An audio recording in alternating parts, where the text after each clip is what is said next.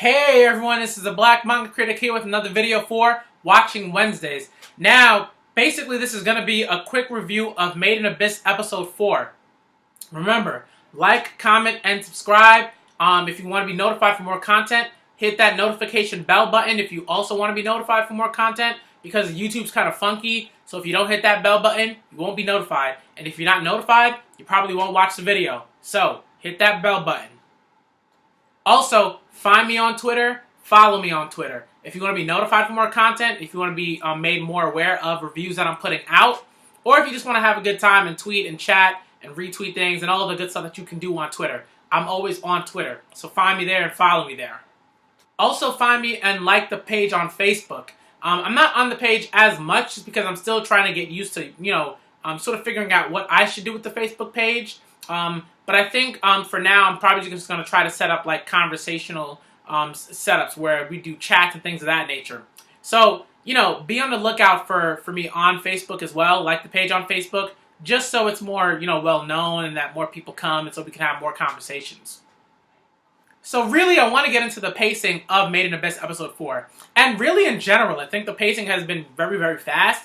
I think Episode 2, to me, was a great episode because not only did we get some exposition and we got some background information on Rico's mother, but she was still in the town. She didn't necessarily have like a plan to leave or anything like that. Maybe, it seemed like maybe she would stay for a little bit and work a bit more until she was somewhat prepared to enter like the abyss and travel and do all those things, right?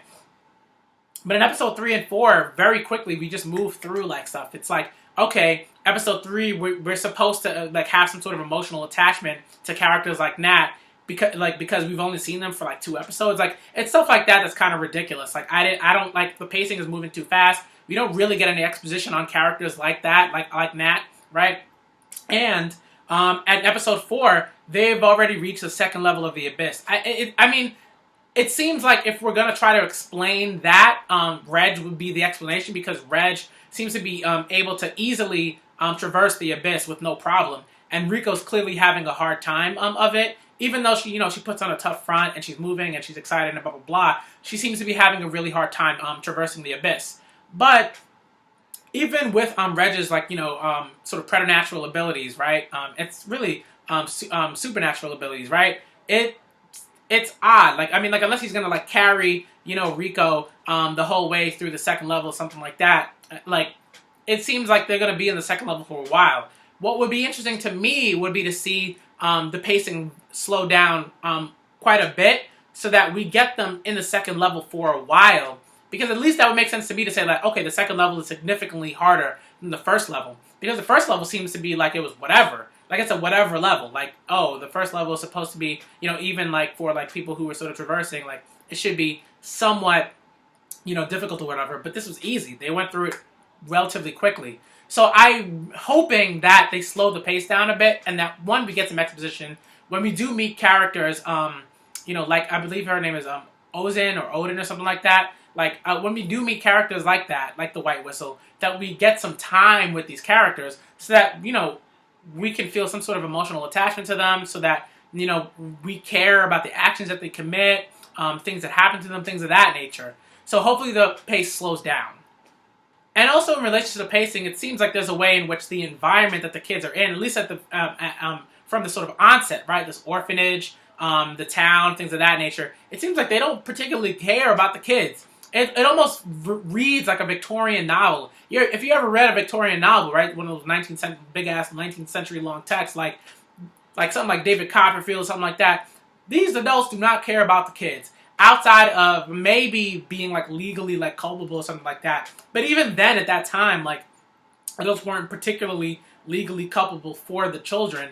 Unless they were like their parents and things of that nature, unless there was like a particular like blood tie and stuff like that, birth certificates, things of that nature. But as of right now, the leader just seems to be like, whatever, like, oh, do whatever you want. Like, he doesn't seem to be trying particularly hard, right? Like, he's like, I'm going to try to get you at dawn. But it's like, if he was really trying, he would have reached them already. But what we do see is Halbog reaches them, and Halbog just doesn't really care. He's just like, oh, you'll be all right because your lies, kid. Like that's just like, you know, the like most egregious like wishful thinking that I've ever seen. Like you know, it like from an adult in this world.